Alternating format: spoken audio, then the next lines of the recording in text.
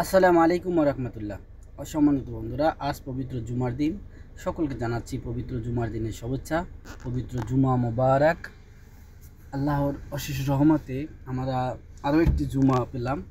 মহান আল্লাহ যেন আমাদের এই জুমার নামাজ পড়ার সকলকে তৌফিক দান করেন এবং সকলের জুমার নামাজকে কবুল করেন, আমিন।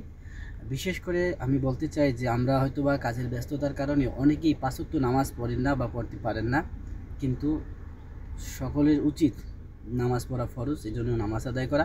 এই জন্য সকল ব্যস্ততার মাঝেও অন্তত পাঁচ ওয়াক্ত নামাজ পড়ার চেষ্টা করবেন। আর বিশেষ করে জুমার নামাজ পড়া থেকে কেউই দূরে থাকবেন না। সকলে চেষ্টা করবেন যে সকল ব্যস্ততার মাঝেও সকল কাজকে উপেক্ষা করে অন্তত সপ্তাহে শুক্রবার দিন ফ্রি থাকবেন এবং সবাই বাধ্যতামূলকভাবে জুমার নামাজ আদায় করবেন।